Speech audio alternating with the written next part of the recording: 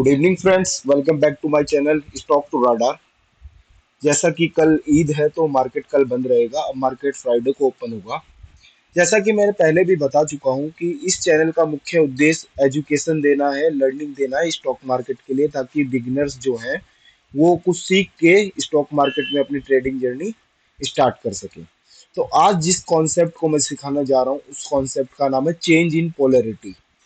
तो पहला स्टॉक जो मैं डिस्कस कर रहा हूँ उसका नाम है लिंडे इंडिया प्राइवेट लिमिटेड। तो जैसे कि आप देख सकते हैं लिंडे इंडिया प्राइवेट लिमिटेड के अंदर ये स्टॉक जो है, पहले ये एक रेजिस्टेंस के रूप में काम कर रहा था। आप देख सकते हैं यहाँ पे, मैं आपको दिखाता हूँ।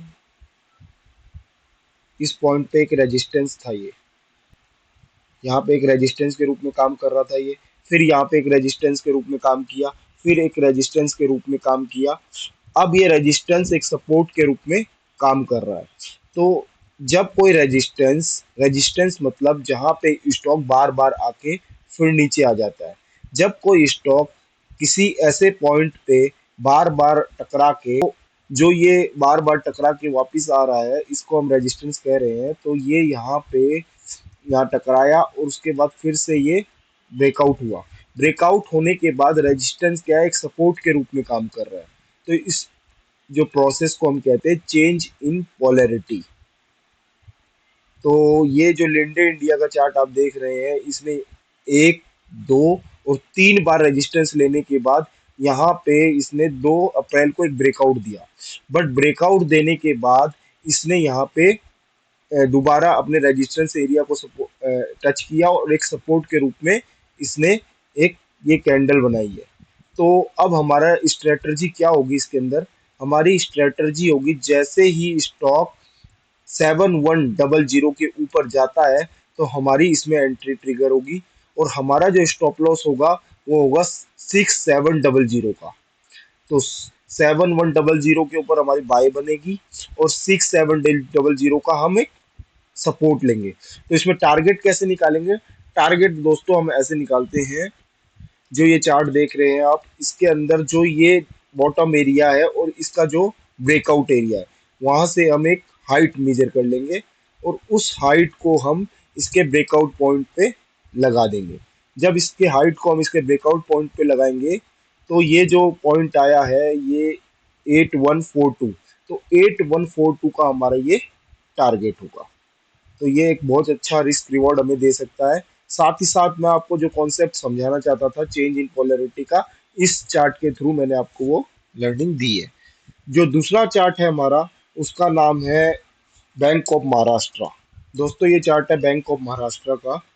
इस चार्ट में सबसे पहले जो पॉइंट मैं आपको बताना चाहूंगा, इसने एक अच्छा अप ट्रेंड दिखाया और एक अच्छा परफॉर्मेंस किया इसने, अक्टूबर से लेके और फरवरी तक।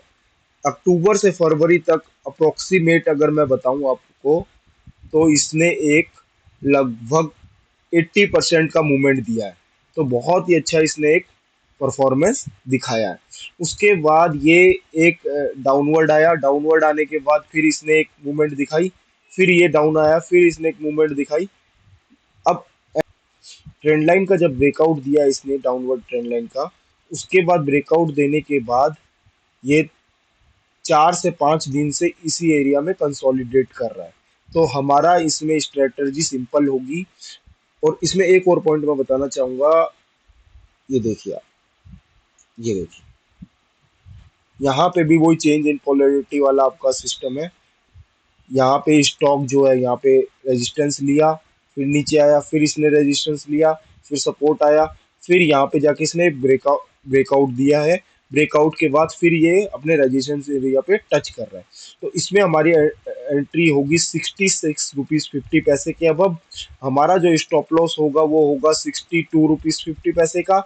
और जो हमारा टारगेट होगा, तो आप वही इसको मेजर कर सकते हैं इसके। तो लगभग इसमें हमारा टारगेट जो होगा वो होगा 80 रुपीज़ के आसपास।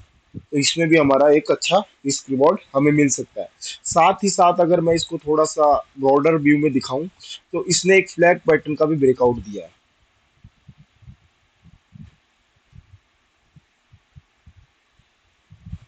ये देखिए, यहाँ से यहाँ तक इसने एक फ्लैग पैटर्न का ब्रेकआउट दिया है।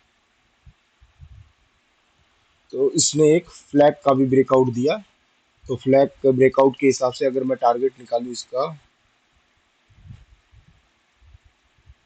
पहला टारगेट इसका 78 रुपीज का है और सेकंड टारगेट इसका 88 रुपीज का है, अगर मैं वीकली चार्ट पे। बट वीकली चार्ट पे अगर हम कोई चार्ट देखते हैं तो उसका टारगेट या स्टॉप लॉस आने में टाइम लग सकता है। तो फ्रेंड्स, आज के लिए बस इतना ही। फिर मिलेंगे हम नेक्स्ट एपिसोड में। Thank you friends.